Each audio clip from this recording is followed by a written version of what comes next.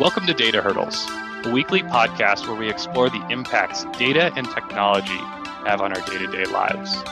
My name is Michael Burke. And I'm Chris Detzel. Michael, how are you today? Doing well, thanks. Oh, that's great, man. Hey, today we're going to talk a little bit about reinforcement learning. So I'm pretty excited about it. How about you? Absolutely. Reinforcement learning in the ML space for me personally is just like one of the coolest areas of ML. And, we'll dive into why, but I think let's just start there. Let's do it. What is reinforcement learning? Let me dive into it.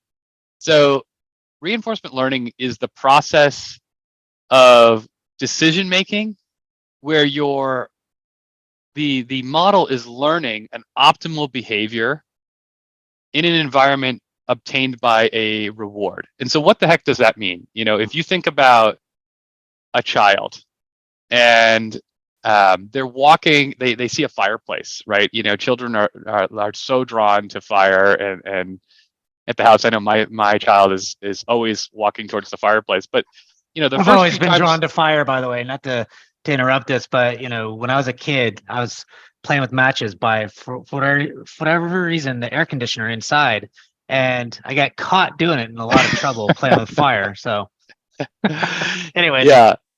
Well, kids, it's natural for them to want to explore and learn, and fire is something new. And as a kid, when you walk up to a fire, it's warm, right, and comforting. But when you first are experiencing what fire is, you might not know the dangers of fire. And if you walk too close to a fire, you get burned, right? That's right. And what you learn over time as a human who has nerve endings and feeling is that there's a certain distance that you can sit close to a fire without getting burned. And if you go too close, you get this negative reward or penalty.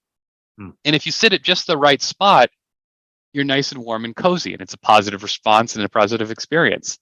And it's this, trial and error, and also probably of your parents yelling at you or whatever else that gets you to this point of, I know the right way to engage with a fire.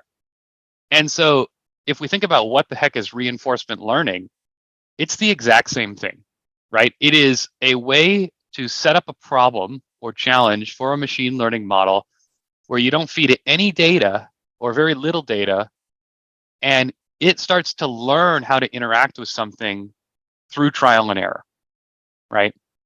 Yeah, that's really great. How does all that work? Yeah, so to break it down, there's a couple different parts. There's the model itself, which we call the software agent. There's the environment, which it can be the real world environment, like that we live in, the three-dimensional world, or it could be a video game environment. Whatever the environment is the model is supposed to participate in is the area that it's acting in, right? So we'll dive into that a little bit later, but for now, let's just think of it as the real world.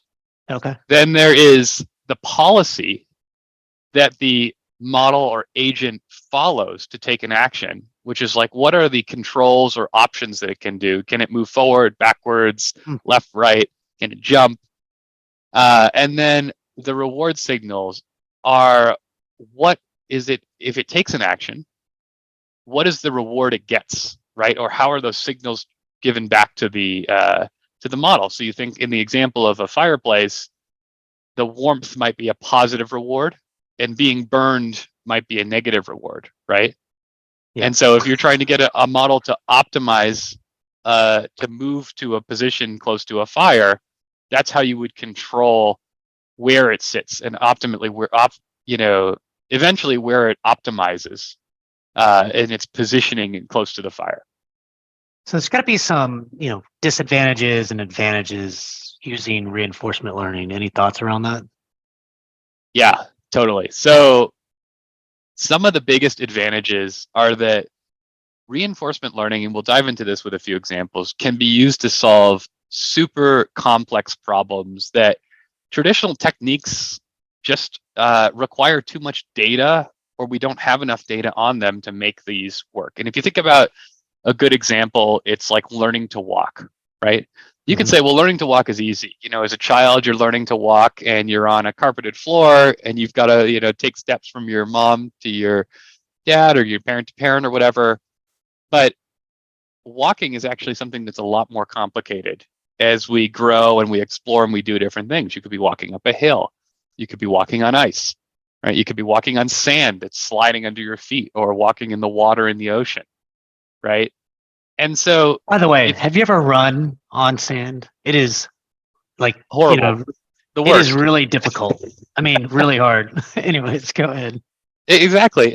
And most of us probably have not mastered walking in all environments, right? But the thing that reinforcement learning does so well is you can put a model that's trained to do this in any environment, and it will start to adapt to its surroundings, versus a pre-trained model or supervised model. You would need to be able to feed it examples of all these different environments to train a model to effectively walk, right? Mm-hmm.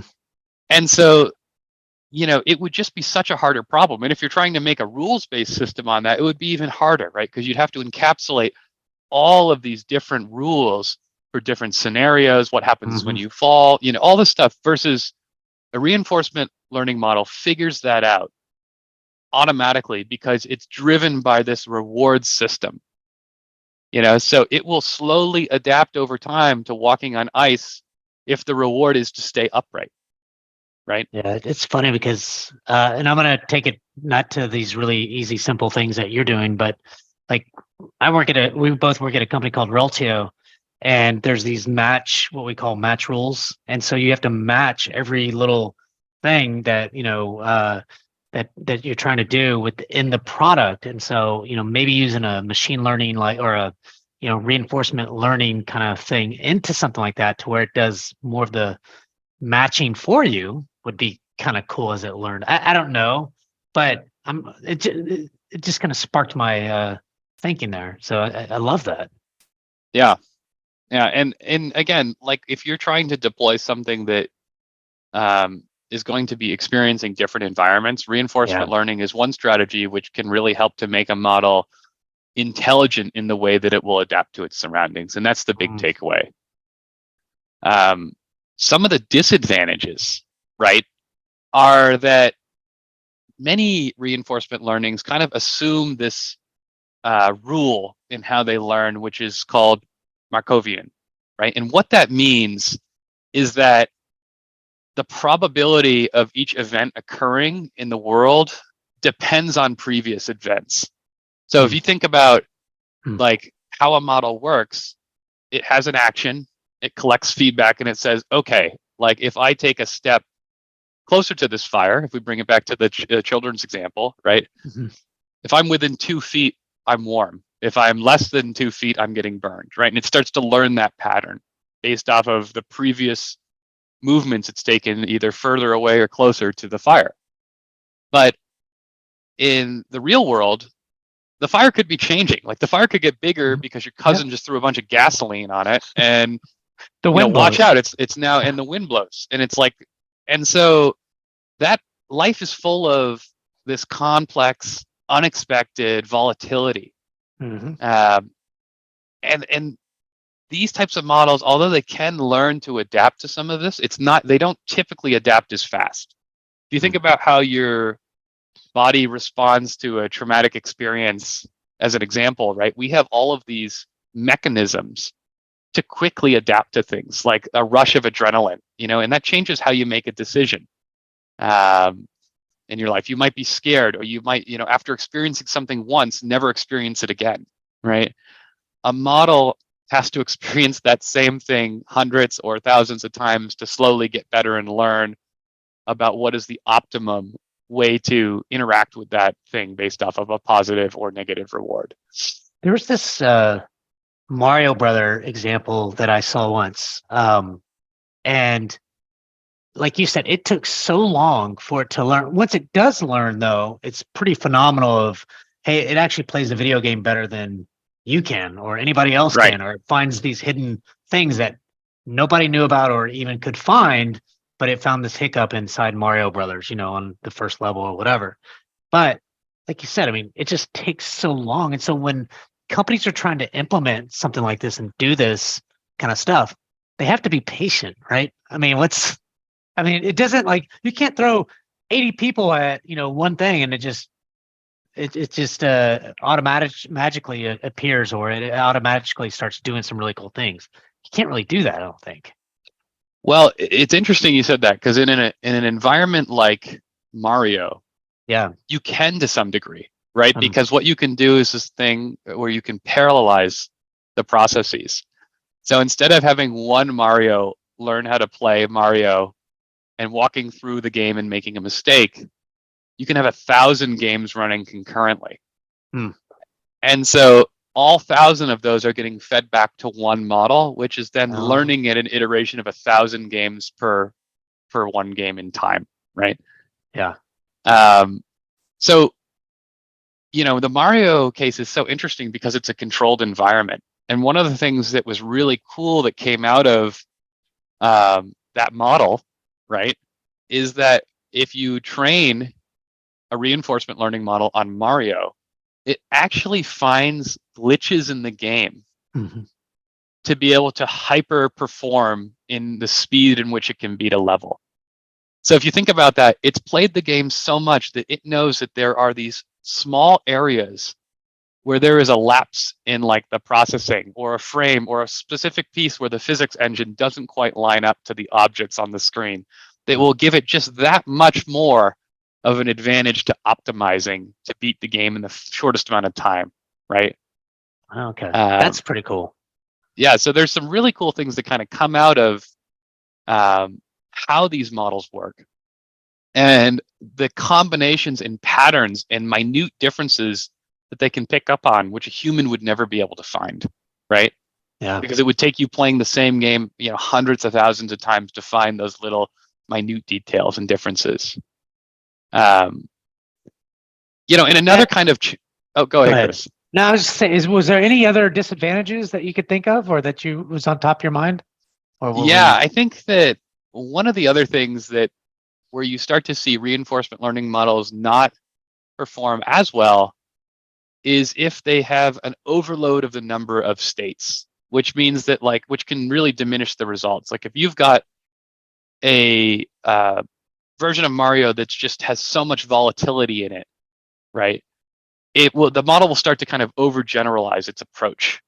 Versus Mario in the game itself, right, is very simple, right? You've got to move a character to the right and get to this flag eventually, right? But if things were changing within the game every day, enough was changing, the model would actually struggle because it would have to generalize all these different states to get to an optimized outcome.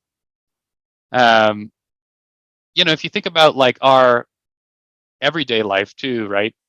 We make decisions, and when we make these decisions, we're taking in hundreds, if not thousands, of signals that are, we're not actually considering when we make a decision, but we might subconsciously be making a decision based off of hundreds of thousands of other little things that have added up in our experience and whatever else. If you were to overfeed a model too much of that detail, it can lead to these kind of generalizations which don't work as well. Then if you were to say, these are the top parameters that you need to tune for, focus on this, that's where active or reinforcement learning really does well. Yeah, that's really good. What are some, we've given one or two practical kind of examples, but what are some other practical applications of reinforcement learning? Yeah, so I think that most of the viewers, or at least I hope that they've seen some of the cool stuff that, like, Boston Dynamics has put out. If you've heard of Big Dog, it's this giant robot that learns how to walk, and you'll see it, like, marching around on different surfaces. Now they have robots that are dancing and doing backflips and stuff like that. There's some military robots doing some stuff. Exactly. You may have also seen, like, these mechanical arms that are used in assembly line factories that are building, like, cars or assembling cars. They also have, like, there's an ad of one big brand that's playing ping pong against a world ping pong player, right? All of this, a lot of this is using reinforcement learning, right, in order to make these models smarter over time, so they can analyze a target within their environment and do that task that they're trying to complete better every time, you know? And if you think about even something simple like a assembly line, the variables that can change even in a controlled environment can still have a big impact on what you're trying to do. Like in welding, for example, and I'm totally making this example up, but you know, it may be that the humidity or other variables within the manufacturing company affect the way that you weld, and you might have to change your strategy to make a high quality weld. Like that's an area where a reinforcement learning model could slowly learn that over time. Another really good example, and this is like the coolest example, was Google's AlphaGo, if you've seen that. And if you don't know what Go is, it's a board game. It's one of the oldest board games that's ever existed, right? And how it works is that you and a competitor place these black and white stones on a grid.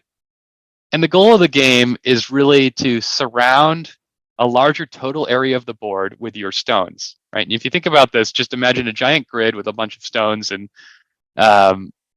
you know, the reason that this was what Google did is actually beat, you know, as a spoiler alert, they beat the world champion of Go, which was thought to be an impossible machine learning problem before Google accomplished it. And the reason is that the number of possible moves in this game Go are estimated to be more than the number of atoms in the universe, right? So if we just think about the problem space of how complex that would be, there's no amount of data that you could collect to train a model for every circumstance, right? Yeah. And what Google did, along with many other strategies, they used reinforcement learning and deep learning in combination to actually take real life examples of people playing the game and the strategies that those players have taken to train a model that was better than the world champion at Go, right? And this event, which, you know, in the like tech data space was huge, right? But I don't think the general public really knows about it. It took place in 2016. So that was a while right? back that they started doing all this. Yeah, 7 years ago, which is crazy, right? And so what this really was and why it was such a big milestone was the complexity of a model to run and be able to come up with a strategy without knowing all the possibilities of a game like Go. Yeah. Had not been done before to this degree, right? So it was a huge undertaking and really a huge boost for reinforcement learning and deep learning. Yeah, you gave some really good examples of, you know, games and things like that, you know, and I love it, and I think that's key to trying to understand all of this stuff. It helps me understand it better. Certainly appreciate that. But how does, you know, that game that you mentioned, Apollo Go, you know, was 5, 6, 7 years ago, like you said. What are some things that are being done now? You know, I mean, must have made huge advances, not just Google, but others, you know, in this field with robots and things like that. But anything that comes to mind off, you know, right off to kind of think about like what kind of advances have they made? I mean, we've looked at ChatGPT 4, you know, all these things, but is that part of it or not really? Or, you know, what's the... Yeah, so if you want to take it to a real life example of things that reinforcement learning can be used for today, and again, reinforcement learning on its own is typically used with other types of models in combination. It's not typically used on its own in the real world, right? But one of the biggest areas that I've seen utilization of these types of models is for wargaming in the military, right? So if you think about, you know, the number of parameters you need to understand the strategy of war, there's millions, right? If not billions. And understanding a strategy for how you can position and strategically place vehicles and aircraft and ships around the world to achieve certain objectives is a really complex problem, right? And one of the ways that this is done is through this kind of wargaming simulations, right? Where you can run these strategies around, well, what would happen if? And things like that are one area where this type of deep learning and reinforcement learning can definitely be applied, and I'm sure is being applied in many spaces. Another area that's much more simple and happy is like cart recommendations, right? When you think about Amazon, when you go to make a purchase and it says, well, why don't you also buy this, right? This bundled approach. All that is done with reinforcement learning, right? They're taking one object and they're saying, okay, well, they have no idea what these objects are and how they pair together, right? But a model has looked at it and said, users that buy this object are also buying this object, right? And so let's recommend them in a recommender engine at the point of sale.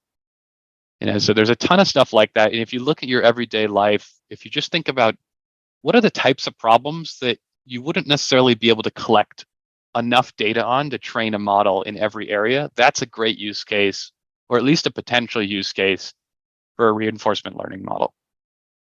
Fascinating. That was really good. Did we miss anything?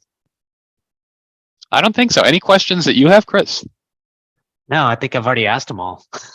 So, this has been a really great. I mean, it's short and sweet, but it was very informative to me, and I know it's going to be informative to our audience. So, Michael, thanks so much for bringing your expertise to another Data Hurdles. I'm Chris Detzel, and I'm Michael Burke. Thanks for joining in. Thanks, Michael.